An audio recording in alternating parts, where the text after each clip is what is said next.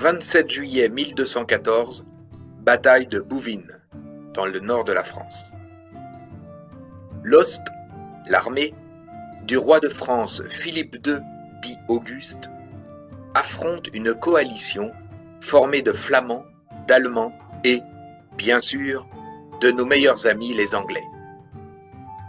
Commandés par l'empereur romain germanique Othon IV, les ennemis sont 3 fois plus nombreux.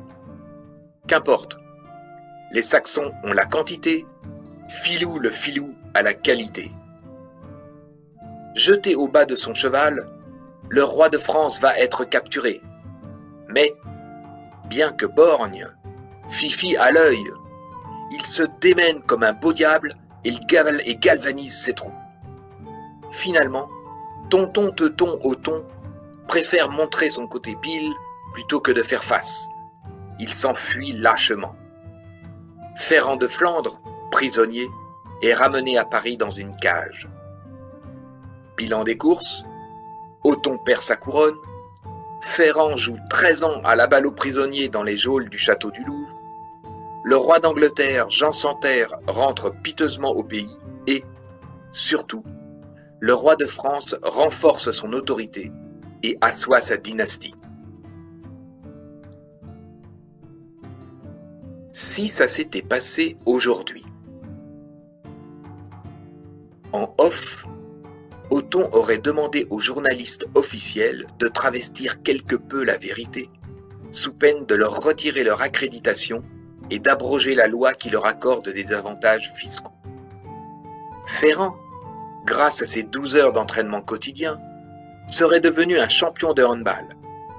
Il aurait été mêlé à une histoire de paris sportifs pas vraiment sportifs, mais aurait été acquitté sur sa bonne foi et sur ses médailles. Jean sans Terre, anglais fair-play, oxymore, aurait accusé les Français de jouer trop brutalement, provoquant un tollé parmi les lecteurs d'un quotidien sportif hégémonique hexagonal. Le sous-secrétaire d'État au sport aurait rétorqué que, par le passé, le royaume désuni n'avait guère joué franc jeu avec l'Union européenne.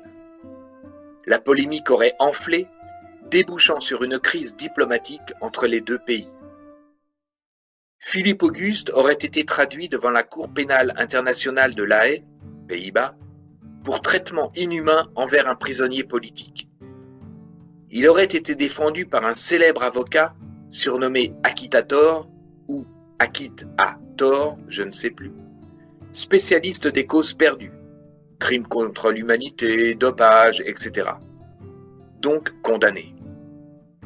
Il n'aurait échappé à la peine capitale qu'à une voix près, uniquement parce qu'un des jurés se serait trompé de bouton lors du vote électronique.